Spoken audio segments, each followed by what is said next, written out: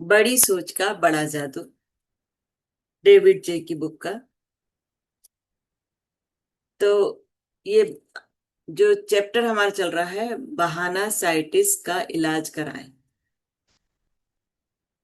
इसी में आगे बताते हैं, सेहत का बहाना साइटिस का मुझे व्यक्तिगत अनुभव भी है। मुझे डायबिटीज है। जब मुझे यह बीमारी हुई, कोई 5,000 इंजेक्शन के पहले, मतलब उन्होंने 5,000 इंजेक्शन लगवा चुके, तो डॉक्टर ने मुझे यह हिदायत दी थी कि डायबिटीज एक शारीरिक बीमारी है, परंतु अगर इसके बारे में आपका नजरिया नकारात्मक होगा तो आप बहुत परेशान रहेंगे और आपकी बीमारी भी बढ़ सकती है। अगर आप इसके बारे में चिंता करते रहेंगे तो आपकी जिंदगी नर्क बन सकती है। डायबिटीज होने के बाद में बहुत से डायबिटीज के मरीजों के संपर्क में आया। मैं आपको बता दूं कि इस बीमारी के बारे में लोगों के कितने विरोधाभासी विचार होते हैं। एक आदमी को यह बीमारी शुरुआती अवस्था में है और वह इसे लेकर बहुत परेशान है। जरा सा मौसम बदलता है तो वह घबरा जाता है, मूर्खतापूर्ण रूप से अपने आप को लबादे में छुपा लेता है। उसे इन्फेक्शन से इतना डर लगता है कि वह सर्दी खांसी वाले आदमी से को देखते ही दूर भाग जाता है। मतलब वो अपनी बीमारी से इतना डरा हुआ है कि अगर किसी के भी संपर्क में आएगा तो उसे इन्फेक्शन हो जाएगा, ये डर उसके अंदर समाया हुआ है। वह डरता है कि कहीं वह ज्यादा मेहनत ना कर ले, इसलिए वह कभी कुछ करता ही नहीं है। उसका ज्यादातर समय और मानसिक ऊर्जा इसी चिंता में बर्बाद होते हैं कि उसके साथ क्या क्या बुरा हो सकता है। वह दूसरे लोगों को अपनी भयानक बीमारी की सच्ची झूठी दास्तान सुना सुना कर बोर करता रहता है। दरअसल उसकी असली बीमारी डायबिटीज नहीं, वह तो सेहत के बहाना साइटिस से पीड़ित है। वह बीमारी को असफलता के बहाने की तरह इस्तेमाल कर रहा है। किस लिए? क्योंकि वह लोगों की सहानुभूति हासिल करना चाहता है। दूसरी तरफ एक बड़ी प्रकाशक फर्म का डिविजनल मैनेजर है, जो डायबिटीज को का गंभीर रोगी है, मतलब बहुत ज्यादा गंभीर रोगी है डायबिटीज का, उसको बहुत ज्यादा शुगर है। वह ऊपर वाले मरीज से 30 गुना ज्यादा इंसुलिन लेता है, परंतु वह बीमारी की तरह नहीं जीता है। उसे अपने काम में मजा आता है और वह जिंदगी का पूरा आनंद लेता है। एक दिन उसने मुझसे कहा, देखा जाए तो डायबिटीज एक समस्या तो है, पर दाढ़ी बनाना भी एक बड़ी समस्या है, और मैं इस बारे में चिंता कर करके सचमुच बीमार नहीं पड़ना चाहता। जब मैं इंसुलिन के इंजेक्शन लेता हूं तो मैं अपनी बीमारी को नहीं कोसता हूं, बल्कि उस आदमी को दुआएं देता हूं जिसने इंसुलिन की खोज की। मेरा एक बहुत अच्छा दोस्त 1945 में जब युद्ध से लौटा तो उसका एक हाथ कटा हुआ था।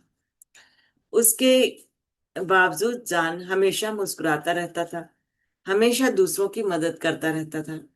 मैं जितने भी आशावादी लोगों को जानता हूँ, जान उन सब में सबसे ज्यादा आशावादी था। एक दिन मैंने उससे उसके कटे हुए हाथ के बारे में लंबी चर्चा की। उसने कहा, मेरा सिर्फ एक हाथ ही नहीं है। यह सही बात है कि दो हाथ हमेशा एक हाथ से अच्छे होते हैं, परंतु पूरे शरीर को बचाने के लिए अगर एक हाथ काटना पड़े तो यह महंगा सौदा नहीं है। और फिर मेरी जीवन शक्ति तो अब भी 100% बची हुई है। मैं इसके लिए कृतज्ञ हूँ। मतलब यहाँ पर भी वो सकारात्मक ही सोच रहा है और कृतज्ञता से भरा हुआ है।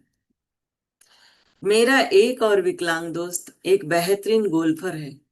एक दिन मैंने उससे पूछा कि वह सिर्फ एक हाथ से इतना अच्छा कैसे खेल सकता है, जबकि दोनों हाथों से खेलने वाले ज्यादातर गोल्फर उसके जितना अच्छा नहीं खेल पाते।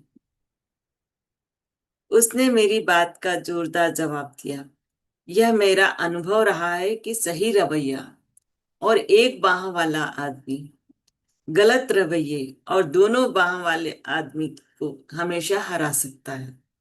सही रवैया और एक बाह वाला आदमी गलत रवैये और दोनों बाह वाले आदमी को हमेशा हरा सकता है।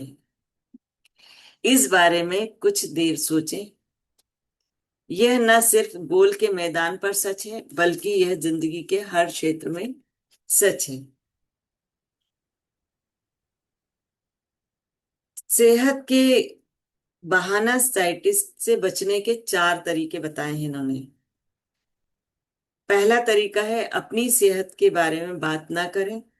आप किसी बीमारी के बारे में जितनी ज्यादा बात करेंगे, चाहे वह साधारण सी सर्दी ही क्यों ना हो, वह बीमारी उतनी ही बढ़ती जाएगी। बुरी सेहत के बारे में बातें करना कांटों को खाद पानी देने की तरह है। इसके अलावा अपनी सेहत के बारे में बातें करते रहना एक बुरी आदत है। इससे लोग बोर हो जाते हैं। इससे आपको आप आत्म केंद्रित की तरह बातें करने वाला समझा जाता है आपको। दूसरा बताया है, अपनी सेहत के बारे में फालतू की चिंता करना छोड़ दें।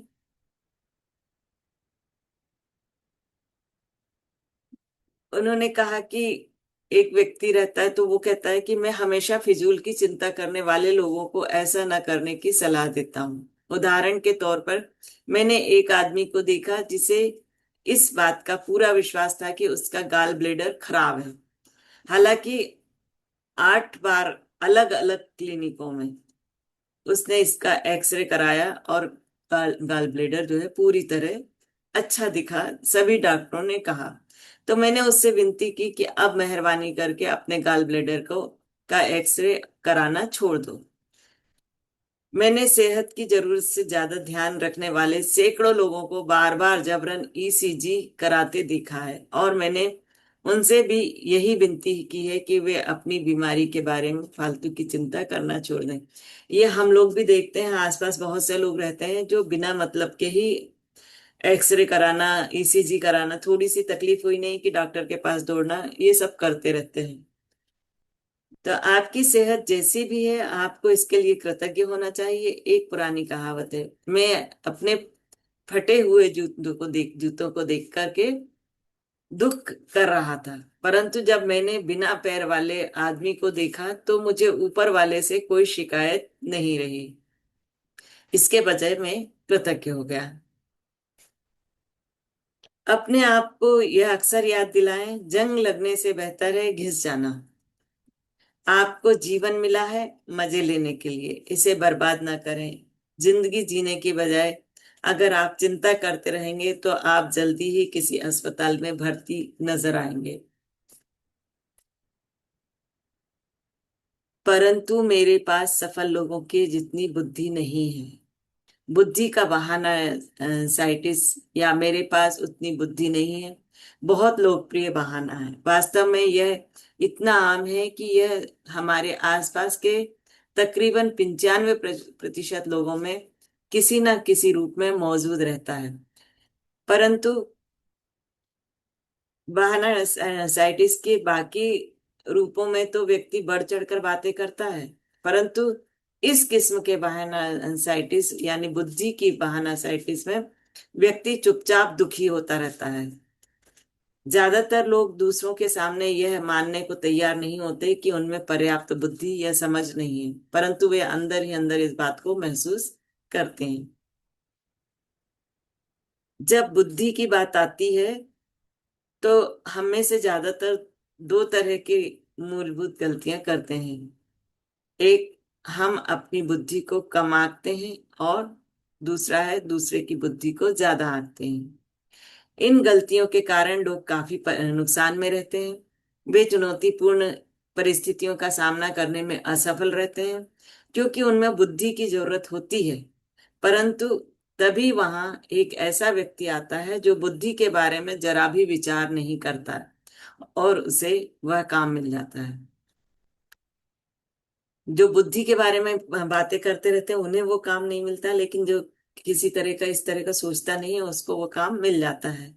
दरअसल महत्व इस बात का नहीं है कि आप में कितनी बुद्धि है, बल्कि इस बात का है कि जो आपके पास है आप उसका किस तरह उपयोग करते हैं। आपकी बुद्धि की मात्रा से ज्यादा महत्वपूर्ण है वह चिंतन या वह नजरिया जो आपकी बुद्धि को दिशा दिखा रहा है। मुझे इस बात को